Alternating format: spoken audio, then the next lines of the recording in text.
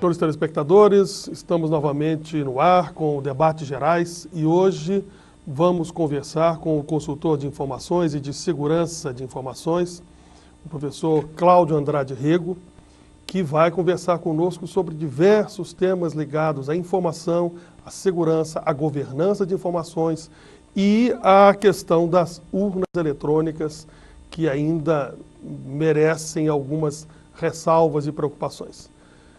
Cláudio, é um prazer recebê-lo aqui. Deixa eu começar já com uma questão que nós precisamos para poder servir de parâmetro para a conversa nossa.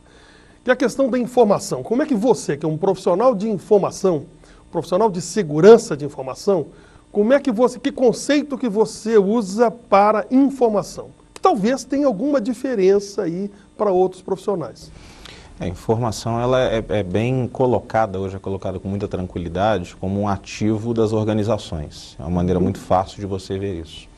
É hoje o ativo mais importante das organizações. Basta ver, isso ficou muito claro no 11 de setembro de 2001, a questão do ataque terrorista em Nova York.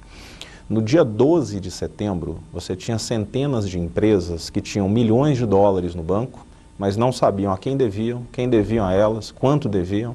Alguns não sabiam sequer qual era o banco onde tinham a conta, a senha, porque isso estava em cofres na cabeça das pessoas, em computadores que foram destruídos. Então, a informação hoje ela é muito bem definida como um ativo, ela tem um valor, ela tem que ter uma métrica, ela tem que ter um parâmetro, né? E a partir daí você então consegue estabelecer a questão toda envolvendo tecnologia e segurança da informação.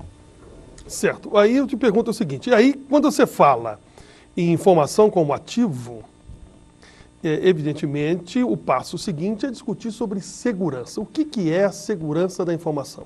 Sem dúvida. O conceito de ativo, que é um conceito herdado aí da questão bancária, né? É algo que tem valor. Você tem a necessidade de criar segurança. Essa necessidade até hoje ela tem sido muito negligenciada em favor de se criar tecnologia, ou seja, facilidade. Existe sempre uma gangorra, uma espécie de cabo de guerra entre tecnologia e segurança.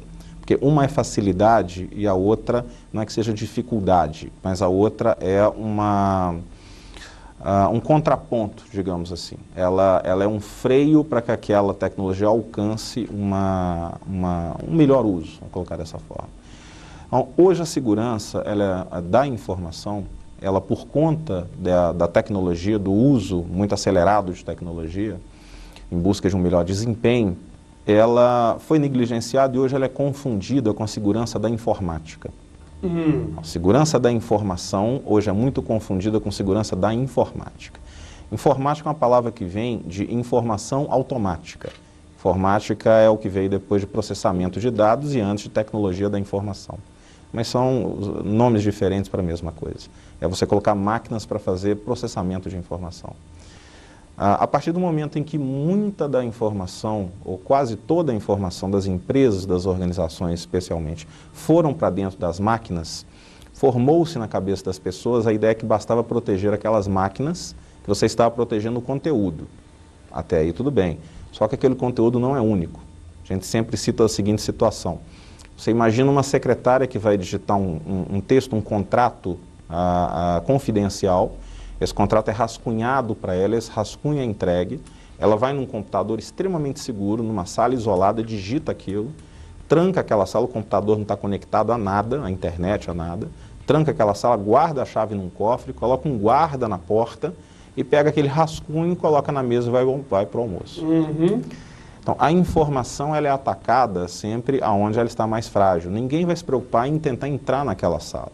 Vão se preocupar em quê? Em tentar pegar aquele rascunho que está na mesa dela e que ninguém dá importância, ou até vão tentar tirar isso da cabeça dela.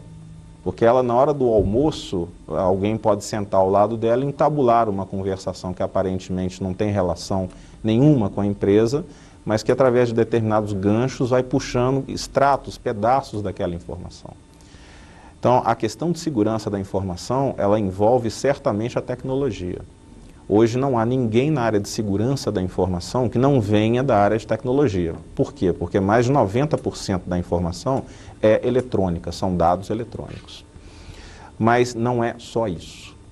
Então, muitas vezes você chega nas empresas e escuta a seguinte situação: vem aqui fazer segurança da informação. Perfeito. Aí a pessoa quer que você atualize o antivírus, quer que ponha uma senha no computador, algumas coisas assim.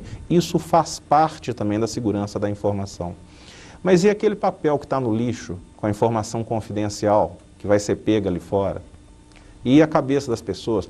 Como é que você imagina, por exemplo, que a Petrobras faz segurança da informação protegendo computadores, se hoje ela é uma das 2 únicas empresas no mundo que faz prospecção a mais de 1.500 ou 3.000 metros, não me recordo agora, no mar, né? Água profunda.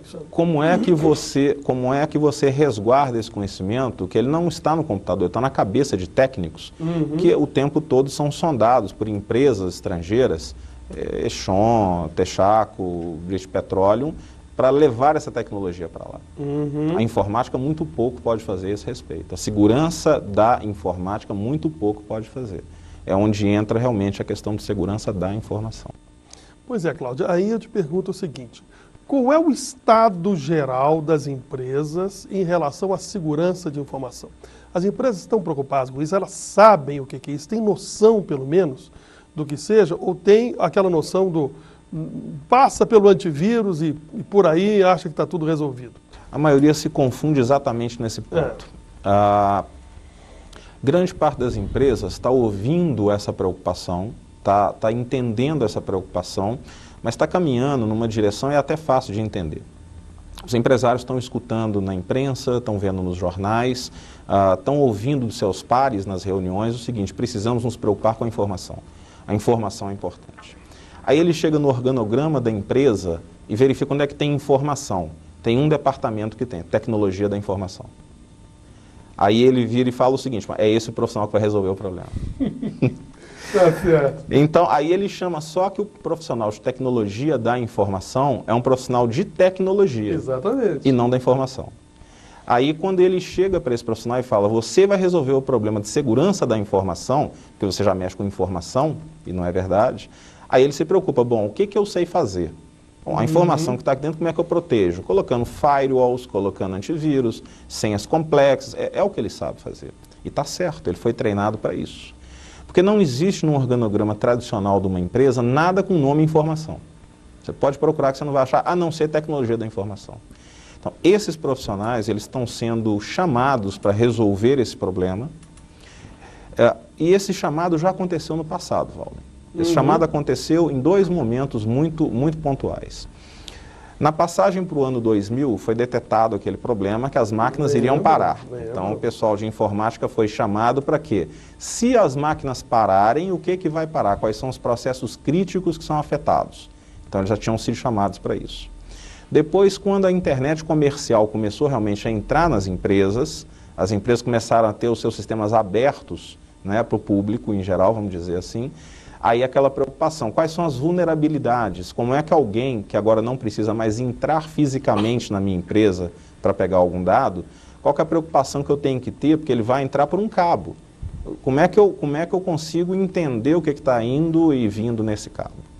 Então, é um momento em que o pessoal de tecnologia também foi chamado para mapear vulnerabilidades e tapar os buracos. E imaginaram que essa terceira também era deles, mas não é. Essa terceira não é do pessoal de tecnologia. Essa terceira que é o seguinte: eu preciso que as minhas informações atendam a 3 critérios. Eu preciso que as minhas informações estejam íntegras, significa o seguinte: quando eu precisar recuperá-las, elas estarão da maneira como eu as deixei, ou que alguém que tenha acesso e responsabilidade tenha alterado. Ok. Eu preciso ter disponibilidade. Disponibilidade significa que eu vou ter essa integridade a qualquer momento que eu queira. Domingo, 4 horas da manhã, debaixo de chuva, no carnaval, enfim, a qualquer momento, sob as piores condições, eu tenho acesso naquele momento. Imagina o operador de bolsa de valores que tem que ter em fração de segundos. E a terceira é a confidencialidade. Eu tenho acesso à informação da maneira como ela foi colocada, da maneira como ela tem que estar, a qualquer momento que eu queira, mas só para pessoas que têm aquele nível de acesso. É aí que entra uma cadeira, digamos assim, muito interessante da segurança da informação, uma especialidade, que é a classificação da informação. todo esse aparato começa classificando a informação. Não existe uma classificação da informação. Existe o critério de classificação, que é o quê? Eu tenho que ter, por exemplo, uma informação aberta. Todo mundo pode ver. Eu tenho que ter uma informação interna, algum diretor tem que assinar. Eu tenho uma informação sigilosa, que 2 diretores têm que assinar e tem que ficar criptografado no meu sistema. Eu tenho informação secreta, que está numa rede segregada, está numa rede que ninguém tem acesso. 2, 3 pessoas da alta cúpula que podem mexer naquele sistema. Isso não é a classificação, é uma classificação. Você faz a classificação da maneira como você quiser, mas tem que haver uma classificação. Porque só depois da classificação da informação é que eu posso dizer se houve alguma coisa, inclusive na esfera legal. Eu não posso de forma alguma, vou te dar um exemplo. Vamos pegar um aluno de universidade que ele acha uma brecha na rede administrativa. Normalmente o aluno tem acesso à rede acadêmica, são redes segregadas. Ele acha uma brecha, ele nem quebrou segurança nem nada, alguém esqueceu, colocou de forma errada a configuração, e ele entrou na rede administrativa. E ele pega uma série de dados da universidade e transporta para o computador dele. O que ele fez de errado? Depende. Havia uma classificação da informação? Ele sabia o que era aquela informação? Você consegue provar que ele tinha, antes de ter feito isso, noção do que estava fazendo? Primeiro, ele não quebrou nada, eu insisto um bocado nesse ponto. Se ele tiver feito algumas artimanhas tecnológicas para ter acesso, aí realmente a discussão perde o valor. Porque ele é como se ele tivesse arrombado a porta. Ele realmente fez alguma coisa, ele já sabia que era ilegal porque ele encontrou uma resistência. Mas se ele não encontrou resistência, se ele clicou com o mouse ali, a coisa se abriu, porque já estava aberta, disponível. E ele pegou aquilo ali, aí remete a um outro problema ainda mais interessante. Ele roubou ou ele furtou? São duas coisas que estão no código legal nosso. O furto é feito sem a agressão. O furto é quando não há agressão, você está de costas, eu pego isso aqui e levo, eu furtei isso de você. Roubo é quando eu te agredi, te espanquei, enfim, eu usei de violência para pegar isso. Qual dos dois aconteceu? Nenhum dos dois. Porque todos os dois dizem o seguinte, além de não ter havido a violência física, então ele deve ter furtado. Mas se eu furtar esse copo seu, você fica sem. É impossível furtar esse copo e você continuar com. Você continuar bebendo água sem ele. Então o que aconteceu? Eu copiei. Qual que é a lei que impede que eu copie arquivos? Nenhuma. Tem furto e tem roubo. Cópia não está previsto. Então, o que é que você vai fazer contra um aluno de uma universidade que entrou, não arrombou, não usou de nenhum artifício, ele clicou, estava ali, ele pegou e copiou. Se você não tiver classificado, se você não tiver avisado, treinado, isso aí não tem nenhum valor. É como a gente sempre fala, você tem que classificar a informação e essa classificação ela tem que obedecer aqueles 3 critérios de integridade, disponibilidade, confidencialidade. E a gente fala isso com tranquilidade, por quê? Porque hoje existe uma norma ISO, ainda pouco divulgada por ser recente, que é a ISO 17799. Todo mundo conhece a ISO 9000, a ISO 14000. Existe uma ISO, que é de 2001, que é a ISO 17799, que a ABNT, Associação Brasileira de Normas Técnicas, edita. Então ela tem força de lei. Tudo que a ABNT faz, você pode utilizar legalmente, isso é importante. E que estabelece um código de prática para a segurança da informação. Então, tudo isso que a gente fala, tudo que a gente transmite, são coisas que estão abrigadas dentro dessa norma. Essa questão da integridade, disponibilidade, confidencialidade, esses fatos, por exemplo, questão de e-mail, posso ler o e-mail ou não posso ler o e-mail, que também é um negócio muito interessante, sempre questionam muito, né? Se pode ler o e-mail do funcionário ou não pode ler o e-mail do funcionário. A gente sempre fala o seguinte, o e-mail do funcionário, você não pode ler nem se ele permitir. O e-mail do funcionário é inviolável. Pelo novo Código Civil, a pessoa não pode abrir mão da individualidade, da privacidade dela, nem que queira. Então, isso significa o seguinte, que mesmo se o seu funcionário da sua empresa, tá, Valden Corporation, tá, ele te der alguma coisa, uma declaração escrita, dizendo que você pode olhar, nem assim você pode olhar. Mas aí vem o problema, o que é o e-mail do funcionário? É funcionário@ig.com.br, yahoo.com.br. O da sua empresa que você deu para ele é diferente. Essa é da empresa. Esse você é obrigado a olhar. porque você responde por ele. Ok, isso que eu quero discutir, Cláudio, nós vamos sair para o intervalo e eu quero exatamente voltar neste ponto que nós paramos agora para dar sequência a isso aí. Mas toda essa nossa conversa está muito interessante, eu acho que suscita várias questões que estão me passando aqui pela cabeça, mas nós continuamos daqui a pouquinho e o telespectador vai, com certeza, ficar muito admirado com muita coisa que o Cláudio vai contar aqui. Aguarde um minutinho que nós já voltamos. Transforme sua fita de vídeo com os melhores momentos de sua vida em DVD. E guarde para sempre o inesquecível. 2N Suprimentos. 3223-1960.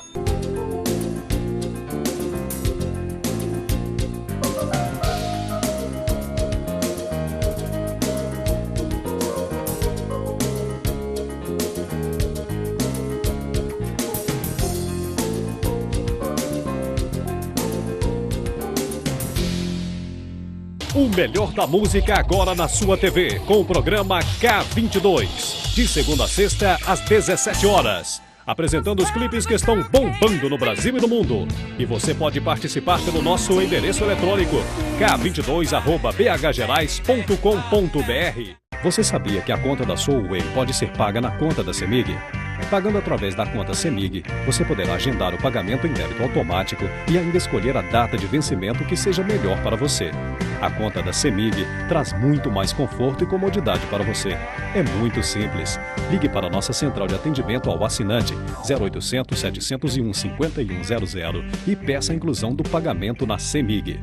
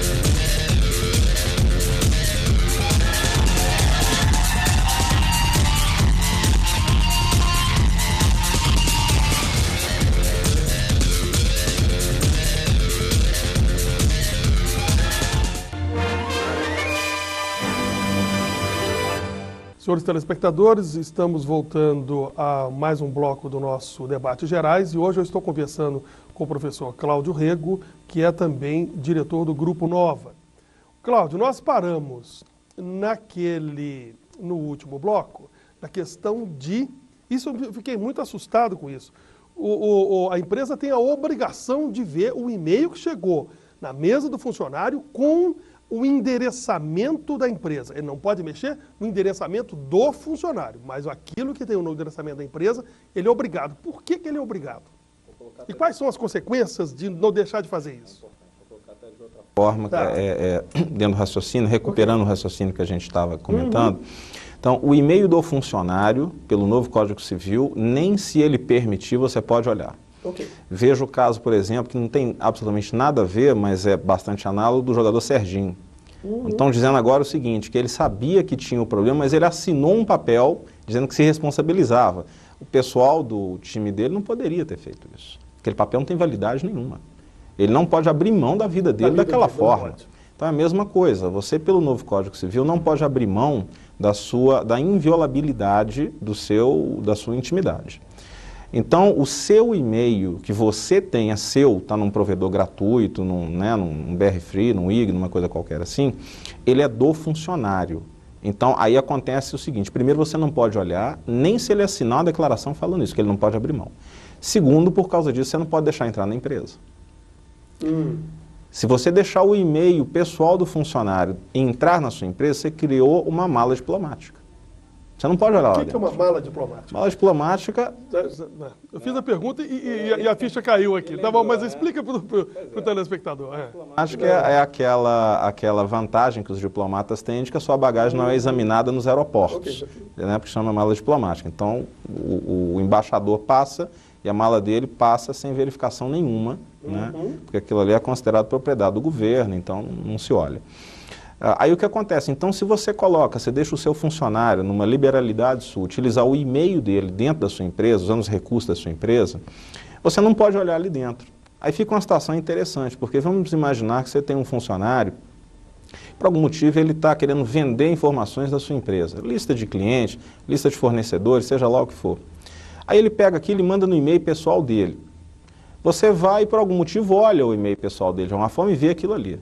Aí você faz uma denúncia. O que vai acontecer? Primeiro, você não podia ter feito a denúncia, porque você não podia ter olhado lá dentro. Exatamente. Então ela não tem valor nenhum. Claro. Segundo, ele vai te processar, porque você invadiu a intimidade dele. Então, se você pegá-lo transmitindo alguma coisa da sua empresa, no canal da sua empresa, mas no e-mail dele, o qual você não pode olhar, é você que vai responder na justiça. Foi você que contrariou a legislação. O e-mail da empresa, tá, @empresa.com.br, você registra na FAPESP, que é a Fundação de Amparo à Pesquisa do Estado de São Paulo, que é que, por delegação de competência, coloca os domínios na internet. Delegação de competência do Comitê Gestor de Internet. Então, quando você coloca aquilo ali, você entra o nome da sua empresa, o seu CNPJ, aquilo está registrado na sua empresa. Então, é como um carro que está registrado para a sua empresa. Se o funcionário passa num pardal daquele ali a 120 por hora com o seu carro, é a sua empresa que vai pagar, não é o funcionário. Então, o e-mail é a mesma coisa. Você tem um e-mail da empresa que você forneceu ao funcionário para que ele execute as tarefas dele, você é responsável por aquilo ali. O que ele fizer no e-mail, você é que é responsável. Esse que é o pedacinho que me preocupou. Aí por que você é obrigado a ver isso? Porque o artigo 186 do novo Código Civil ele é muito claro quando ele diz o seguinte, que o gestor é responsável por tudo que faz e por tudo que se omite. Então, se você está se omitindo no seu direito, que a CLT te garante, né, do poder do empregador, e que o novo Código Civil reforça num capítulo à parte, que é o capítulo das empresas, se você está abrindo mão de verificar aquela propriedade sua, que você permitiu que outra pessoa utilizasse, mas que continua a ser sua, você está se omitindo. Então, o que aconteceu, o que vier a acontecer, vai ser como a questão nos Estados Unidos agora da Chevron. Um funcionário da Chevron, a empresa de petróleo americana, passou um e-mail com uma piada de loura, que caiu numa loura do Walmart. Essa loura está processando não é o fulano da Chevron, é a Chevron. Porque o e-mail era @chevron.com. Então ela não quer nem saber quem mandou. Ela está processando por assédio moral a Chevron, que não se acautelou da propriedade dela. E vai ganhar 2,5 milhões de dólares. Então, a empresa, na hora que põe qualquer propriedade, voltamos ao conceito de ativo. O e-mail é um ativo, nós falamos logo no início, que hoje é a coisa mais importante. São os ativos de informação da empresa. O e-mail é um ativo de informação, ou um recurso de informação, como alguns gostam de colocar. O que acontece? Se você coloca isso para o funcionário, mas não se preocupa com o que está acontecendo, tá? Você, pelo artigo 186, está se omitindo. Aí vem aquela confusão. Poxa, eu não posso dar mais e-mail para ninguém? Pode. Primeiro que você não está dando o e-mail. O e-mail continua sendo seu. Você não pode dar o e-mail. Você dá a ele a liberdade de utilizar o e-mail. Mas aí é que entra a chamada declaração de responsabilidade. Como é que a coisa nas empresas tem que funcionar a partir do novo Código Civil? Se o gestor é responsável por tudo que faz e tudo que ele se omite, ele tem então que transferir a responsabilidade para quem de fato irá executar a tarefa. Então, se eu sou um gestor de tecnologia da minha empresa, normalmente fica com o pessoal de tecnologia a questão de liberação de e-mails. O RH libera e o pessoal da informática faz. Pede, o pessoal faz. Se eu crio um e-mail para você na minha empresa, o que eu faço? Eu mando você assinar uma declaração dizendo que você está recebendo aquele e-mail, o direito de uso, não o e-mail em si. Eu não estou transferindo o e-mail para você. Estou deixando você utilizar e você se torna responsável único por tudo que acontecer naquilo ali. Por quê? Só você vai ter a senha, só você vai poder mexer. Aí sim, aí se acontecer alguma coisa, vai se olhar realmente, @empresa.com.br, mas quando chegar aqui tem a declaração. Isso é do fulano que estava mexendo. Isso é um negócio tão sério que criou, com o novo Código Civil, um produto interessantíssimo que está sendo vendido já há algum tempo, que é pelas seguradoras, que é o seguro de responsabilidade civil para diretores. Porque depois que saiu essa prerrogativa de que o gestor é responsável pelo que faz e pelo que se omite, e aí vem um detalhe que eu até esqueci de falar, é o mais importante, com seus bens pessoais. O novo Código Civil, ele é oriundo da Sarbanes-Oxley americana. A Sarbanes-Oxley americana é a lei que foi criada depois que a Enron, a Tyco e a WorldCom quebraram e os seus dirigentes ficaram ricos. Os investidores saíram pobres e os dirigentes que quebraram as empresas saíram milionários. O Ken Lay da WorldCom, o Bernie, alguma coisa lá da WorldCom, que era dono da Embratel na época. Então, eles fizeram essa legislação que diz o seguinte: o principal gestor, o diretor, o presidente, ou seja, quem for, o principal executivo e o diretor financeiro respondem pela falta de controles. Então, a coisa alterou. Não é mais a empresa que é responsável, são esses dois que respondem pela falta de controle. Se eles não tomaram controles, vão respondendo seus bens pessoais. Isso foi integralmente absorvido pelo novo Código Civil. No artigo 186, quando fala que o gestor é responsável pelo que faz e pelo que se omite. Aí vem um detalhe interessante. Voltando à questão da informação que está norteando aqui a nossa conversa, né? Existe nas empresas hoje uma figura que é o tal do CIO, Chief Information Officer, ou Corporate Information Officer.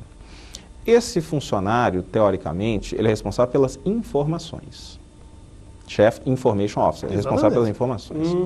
Teoricamente, abaixo dele ficam dois auxiliares, dois gerentes, um que a gente chama de CTO, que é Chief Technology Officer, é a pessoa que mexe com tecnologia, e o outro CSO, Chief Security Officer, é o responsável pela segurança. Como se fossem acelerador e freio. Então, esses dois gerentes auxiliam a decisão do CIO, esse aqui dizendo, para cada problema que o CIO coloca, a tecnologia dizendo qual é a melhor tecnologia. E a segurança dizendo se é possível aplicar aquela tecnologia. Porque a possibilidade não diz respeito à tecnologia. Ela tem que dizer o seguinte: o estado da arte da tecnologia hoje é esse. Mas a segurança fala, para nós não podemos colocar por causa disso, disso e disso.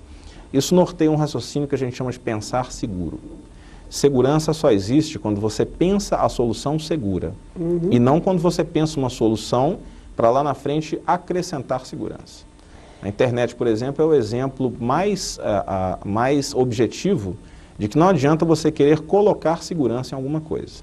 Ela foi pensada, né, para as pessoas conversarem, os acadêmicos americanos, né, do Departamento de Defesa conversarem, e agora estão tentando desesperadamente colocar alguma segurança. Não tem jeito. Tanto que estão criando agora um novo protocolo, chamado IPv6, que vai substituir esse protocolo IP que a gente utiliza hoje. Ele está sendo pensado seguro. Esse é que é o fundamento. Então você tem que pensar a solução sempre até onde eu posso ir com segurança. Então um detalhe interessante sobre a questão de acelerador e freio, que a gente chama, que é um detalhe que as pessoas às vezes demoram um pouco para alcançar o raciocínio.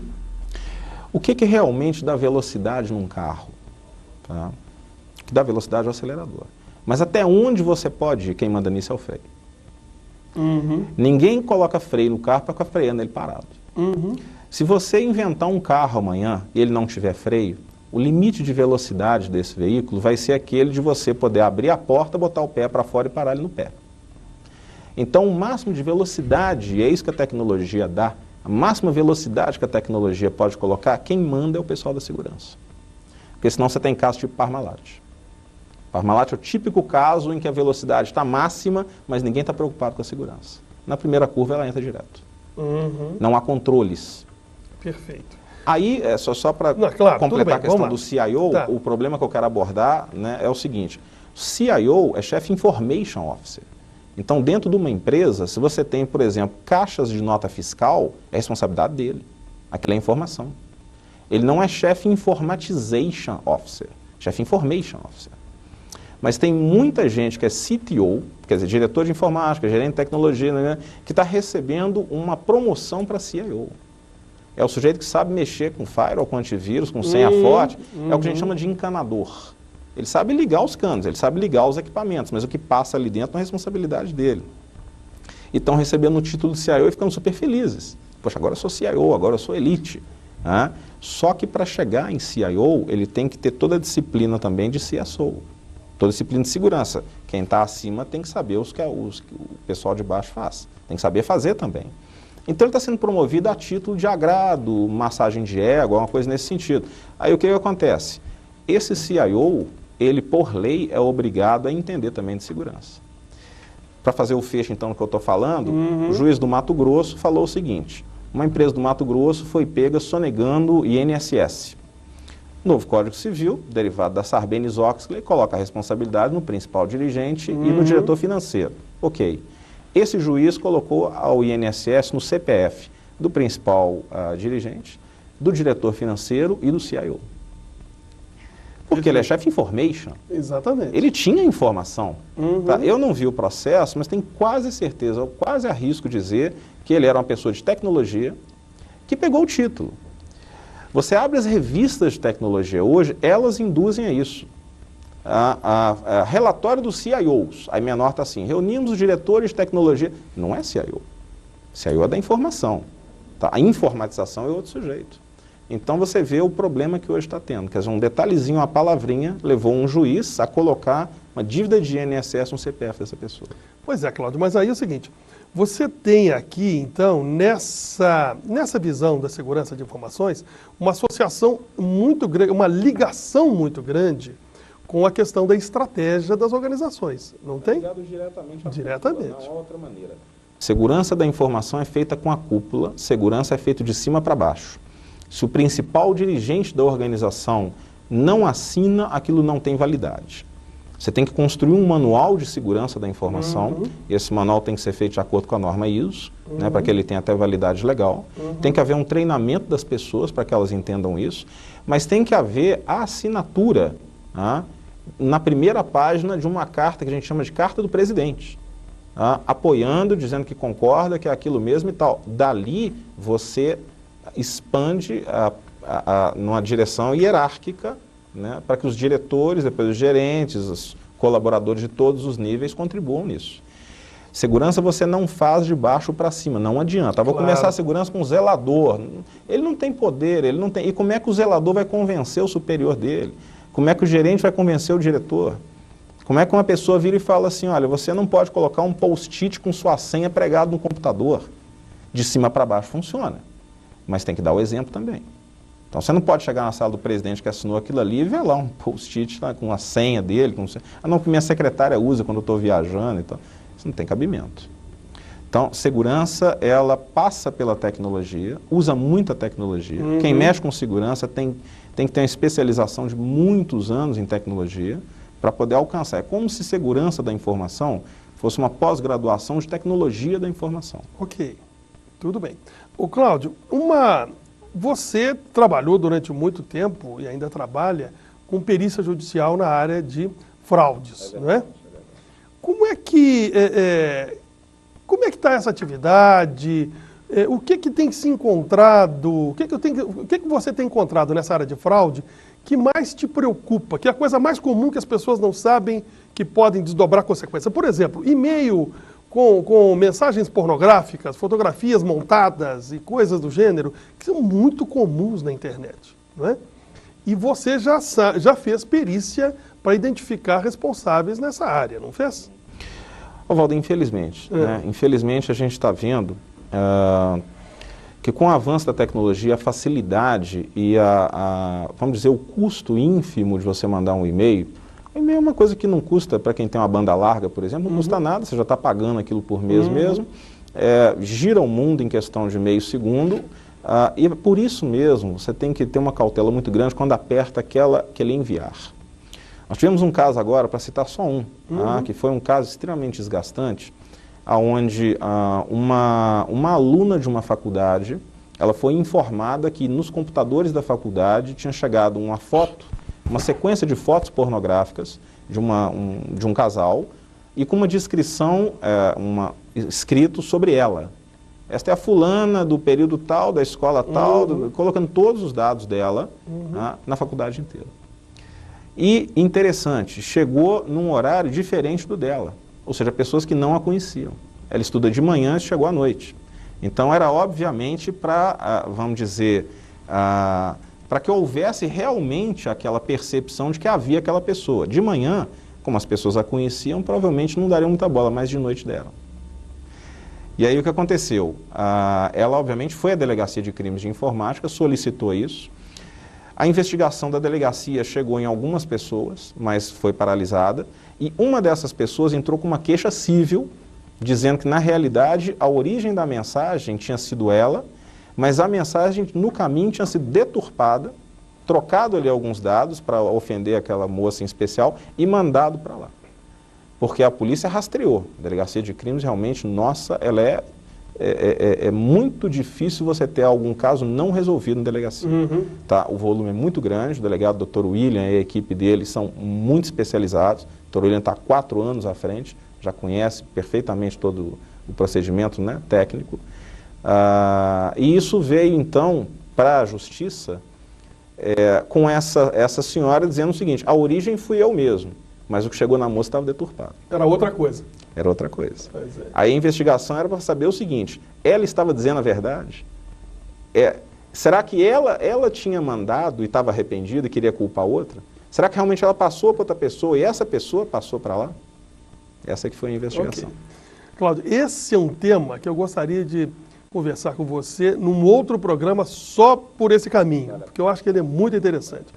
Nós vamos para o intervalo agora e, na volta, nós vamos conversar um pouquinho sobre urnas eletrônicas e a votação eletrônica no Brasil.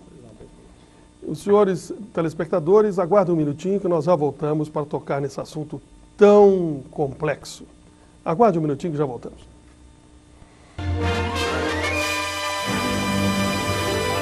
Transforme sua fita de vídeo com os melhores momentos de sua vida em DVD. E guarde para sempre o inesquecível. 2N Suprimentos. 3223-1960.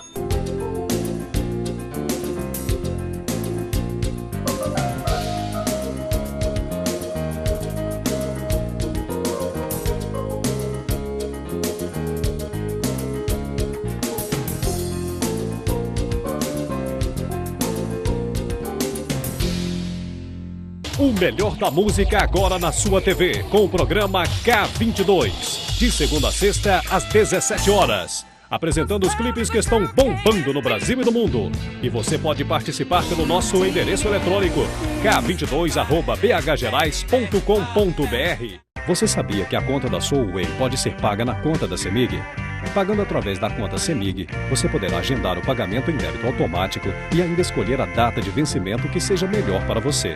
A conta da CEMIG traz muito mais conforto e comodidade para você. É muito simples. Ligue para a nossa central de atendimento ao assinante 0800 701 5100 e peça a inclusão do pagamento na CEMIG.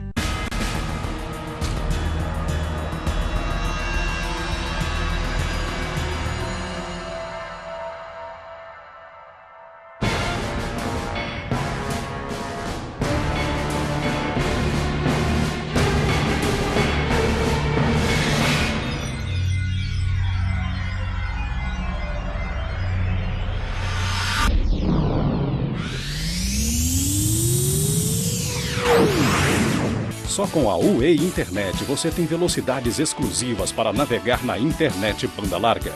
Mais velocidade, mais conteúdo e mais vantagens para você. Internet sem telefone. Internet 24 horas. Altas velocidades. 70 kbps, 100 kbps, 200 kbps, 300 kbps, 500 kbps, 600 kbps e 1 mega. Ligue 31 21 23 0123 para ligações de celular ou cidades do interior e solicite agora a sua Way Internet.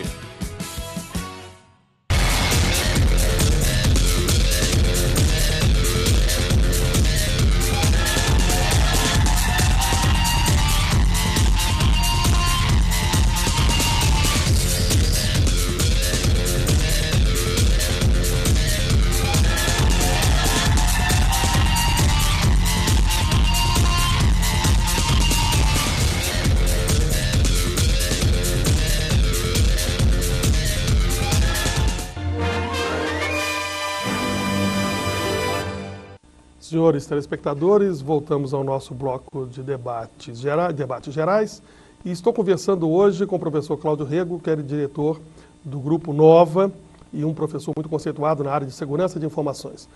Nós terminamos o último bloco dizendo que íamos tratar agora da questão da urna eletrônica, que é um tema que o Cláudio se preocupa há muito tempo. Eu acompanho a carreira do Cláudio há bastante tempo já e tenho acompanhado, seguido os passos dele nessa preocupação com relação à segurança da urna eletrônica.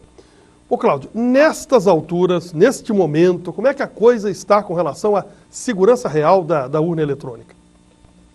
A segurança da urna, ela é nula. Não existe nenhuma segurança. A segurança é a segurança de boca, que o Tribunal Superior Eleitoral dá, e diz mais ou menos uma coisa no seguinte sentido: confia em mim que está tudo bem. Em 1996, quando começou essa questão, né, da urna eletrônica, foi feito o primeiro teste, nos assustou o seguinte: talvez as pessoas não se recordem, mas você pegava o seu título, né, alguém digitava numa máquina aquele título para, teoricamente, abrir uma urna. E você ia lá e votava. E escutava um barulhinho. Esse barulhinho era da impressora. Estava coberta por um pano, ela estava dentro da lona. Então você não via se realmente aquele voto coletado no computador, que é a urna, se a contrapartida dele, que é a impressão, estava correta, você não conseguia ver.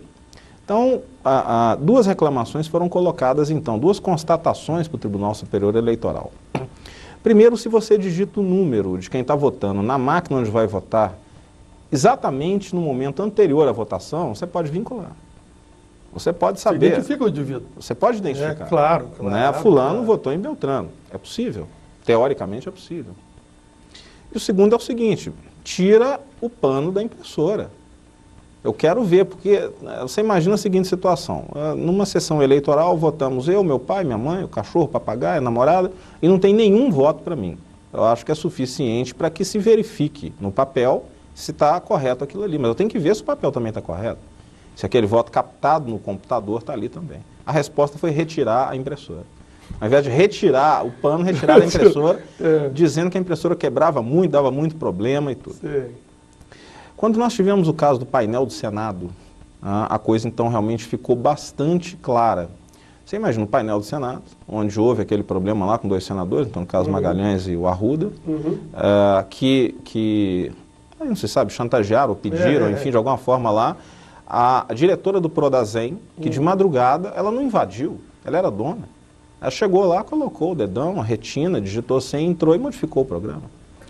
Num telão que serve a 81 senadores e está protegido por um dos mais complicados e caros sistemas de proteção a dado eletrônico, né? Foram alguns milhões de dólares, tal do cofre forte onde fica aquilo ali. Então você começa a imaginar, e as milhares de urnas que estão espalhadas para todo lado, hein? Quem é que cuida disso? Nesse momento, o Senado resolveu fazer uma investigação, e essa investigação foi bloqueada pelo Tribunal Superior Eleitoral. Eles quiseram contratar a Unicamp, que tinha feito a perícia no painel do Senado, para fazer a perícia das urnas. Isso foi bloqueado. Para você ter ideia, os especialistas que o Senado contratou, dos quais eu não estava, não eram deles, os dois especialistas que eles contrataram foram retirados. As perguntas do Senado foram retiradas e, ao invés do Senado contratar a Unicamp, o Tribunal Superior Eleitoral contratou a Unicamp por mais de R$400 mil, pagos pelo tribunal, para que os técnicos do tribunal, que são os pais da criança, acompanhassem. E o relatório da própria Unicamp começa falando que não é uma perícia. É uma verificação, não é um laudo. Já deixou de ser perícia. É uma análise, usou alguns termos ali que deixa claramente o seguinte: não tivemos acesso a tudo. Isso durante 6 meses, 4 a 6 meses para fazer isso aí. E o laudo final foi entregue apenas ao presidente do Tribunal Superior Eleitoral, que hoje é o presidente do Superior Tribunal, que é o ministro Nelson Jobim. Foi entregue apenas a ele, que distribuiu cópia para o presidente da Câmara e do Senado. E para o resto do país distribuiu um release dizendo que estava tudo bem. Quando a gente analisa aquilo ali, a gente começa a ver que realmente não houve possibilidade de fazer nenhuma análise. Mas aí, um juiz de Santo Estevão, que é uma cidade na Bahia, próxima à Feira de Santana, me nomeou para fazer uma perícia das urnas eletrônicas daquela cidade. É uma cidade pequena. E você não acredita nos problemas que a gente teve com o TRE da Bahia e o TSE para poder fazer isso, que o juiz mandou fazer. Não deixavam fazer nada, bloqueavam, não podia pegar nas urnas. No dia em que o juiz fez a nomeação oficial, uma pessoa levantou ao lado, botou um papel na frente do juiz. O juiz leu, virou para mim e falou: doutor, aqui é uma carta do presidente do TRE Bahia dizendo o seguinte: o senhor pode fazer o que o senhor quiser, menos botar a mão na urna. Falei: Meriti, o senhor está pedindo para fazer uma autópsia sem cadáver. Ele falou: mas não sou eu, é o presidente do TRE Bahia. Então, durante 3 anos, nós ficamos indo à Bahia, conversar com o TRE Bahia, conversar com o TSE, e eles não liberavam absolutamente nada, até o momento em que a gente conseguiu uma pequena brecha, conseguimos fazer uma análise, e só nessa análise, que foi curta, nós já detetamos tantas irregularidades numa cidade pequena, uma cidade sem muita... Para que alguém iria fraudar aquilo ali? Mas as irregularidades eram de tal volume, né, que inclusive nós somos chamados agora ao 6º Simpósio de Segurança da Informática do ITA, em São José dos Campos, para fazer esse relatório. Nós relatamos no simpósio do Instituto Tecnológico de Aeronáutica todas as descobertas que fizemos, as poucas descobertas, mas são extremamente graves. Você tem descobertas ali, por exemplo, que existe uma seção onde lacra-se as urnas. Na sessão de lacramento, que era no dia 23, deveria ter se encerrado, quando analisamos o conteúdo das urnas, tinha uma urna que estava perfeitamente lacrada, sem nenhuma imperfeição, toda, né, de acordo com o regulamento, que tinha um software instalado no dia 25. Como é que esse software foi instalado no dia 25 se a lacração ocorreu no dia 23? E o relógio não pode estar errado, porque o relógio é a base do sistema de segurança da urna. Então são coisas desse tipo e argumentos muito... Sabe, quando você conversa com o TSE, dá uma angústia muito grande, porque os argumentos, eles são de um nível tal que parece que eles estão de brincadeira com você. Você vira para ele e fala o seguinte: você tem que ter uma impressora, porque você tem que transformar o eleitor no fiscal do seu voto. Ele não tem condição de fiscalizar o que a máquina eletrônica está fazendo. Você aperta o candidato A, ela guarda B e fala para você que guardou A. Até por falha. Todo software tem falha. Você vê o software mais famoso do mundo, o Windows. Quantas falhas não tem?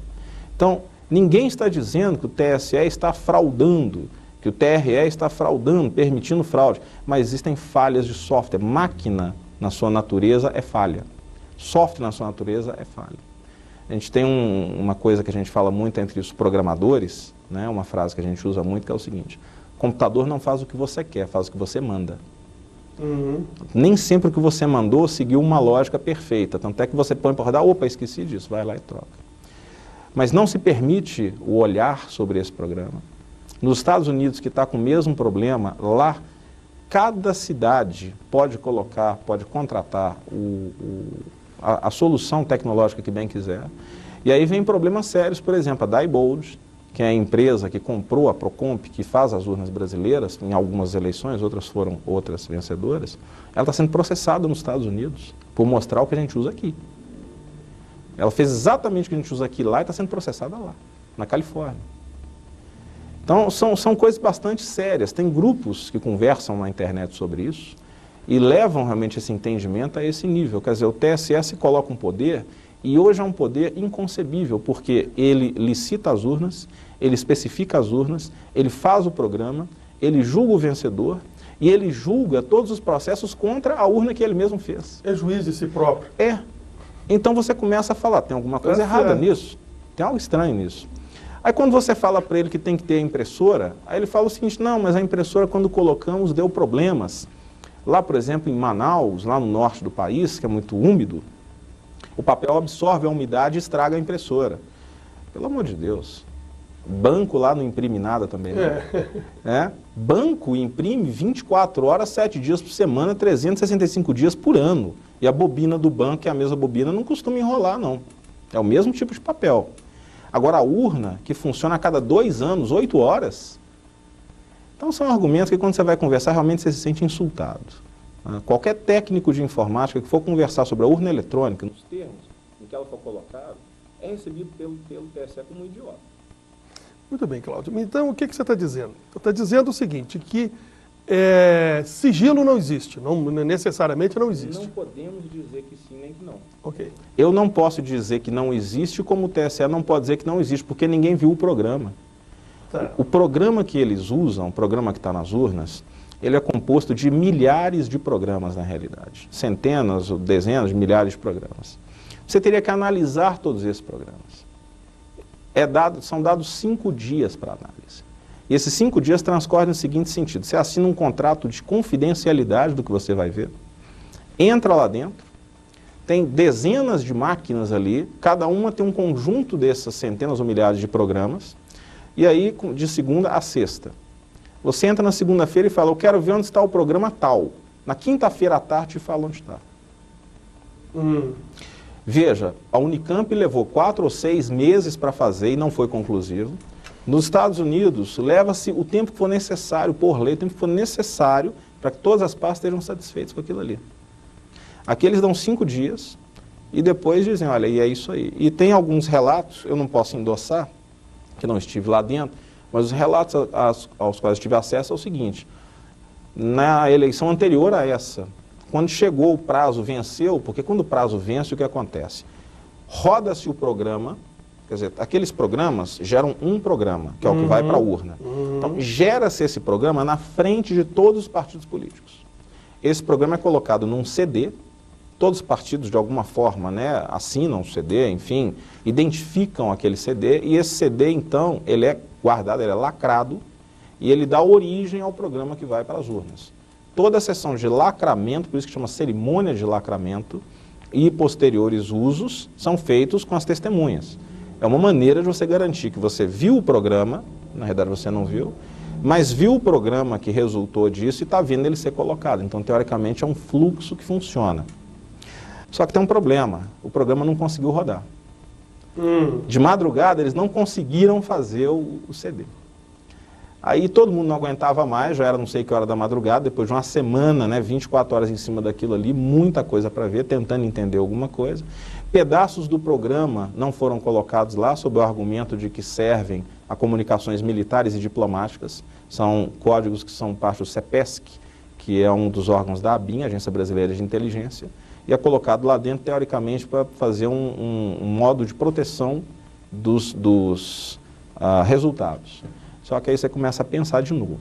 Para que eu vou proteger resultados se o resultado é público? Será que esse módulo está lá dentro só para dizerem que não pode olhar porque tem esse módulo? É uma possibilidade. Porque, funcionalmente, ele não faz nada. O dado que você vai passar, a urna soltou aquele resultado. Às 5 horas da tarde, você aperta ali e já tem o resultado. E, por lei, os partidos políticos já têm cópia daquilo e aquilo é afixado. Então, não há que se falar em proteção, não há que se falar em criptografia para proteger aquilo. O que tem que garantir é um daqueles princípios que a gente falou, que é a integridade. Na hora que eu colocar o disquete aqui, no TSE, em Brasília, vai receber aquele disquete. É íntegro. Né? Mas criptografia não protege integridade. Criptografia protege conteúdo. Né? De eu não saber o que está, mas todo mundo já sabe. Então são detalhes que não têm explicação. E ficam sem explicação. Pois é, Cláudio, mas aí eu te pergunto o seguinte. Teoricamente, é possível você alterar um resultado de eleição? Né? Claro. Então, o princípio é o mesmo. Não tem a menor dúvida. E nós descobrimos lá em Santo Estevão que o programa que controla a urna, na realidade, é um programa que está aberto. É um programa que a gente chama de programa BET. Então, esses são linhas de código em português. Qualquer um, sem o menor conhecimento, entra ali e mexe naquilo. E um dos maiores argumentos do TSE de que era impossível alguém fazer isso são os lacres. Então, a sessão de lacramento tem os fiscais de partido, aplicam-se lacres nas máquinas, nos locais onde tem, né, dados, chips de dados, e os fiscais assinam aquilo ali. Primeiro, nós pegamos uma máquina que estava com tudo assinado, com todos os lacres, e estava com o programa do dia, 48 horas depois do encerramento da lacração. E pior, fomos fazer um teste, permitido pelo juiz, com o pessoal da Procomp, que estava lá para fazer isso. Na hora que eles foram tirar o lacre, nós falamos, escuta, ao invés de tirar o lacre, tira aquele parafuso ali. Ele tirou um parafuso, saiu a tampa. A tampa com tudo quanto é assinatura? Não, estava ali, o lacre estava ali, a tampa saiu. Então você pegava por dentro. Tá certo. Então você não precisava romper lacre, pegava simplesmente, você tirava o parafuso aqui, puxava a tampa, tirava a memória da máquina, fazia com ela o que você quisesse, está tudo em português. Essa linha faz isso, essa linha faz isso, você podia fazer o que você quiser. E o teste final que nós fizemos foi o que? Nós pegamos uma urna, teoricamente só funciona no dia da eleição. Pegamos a lista de eleitores daquela urna, que tem uma lista ali, né, na memória da máquina. Colocamos a data da eleição, fizemos uma eleição com 10 pessoas ali da lista e imprimimos o relatório do disquete. E ele aceitou. 2 anos depois da eleição, ele imprimiu um boletim de urna, e aquele disquete amarelinho que tem os dados que depois são passados, válidos. Ou seja, alguém podia ter feito antes.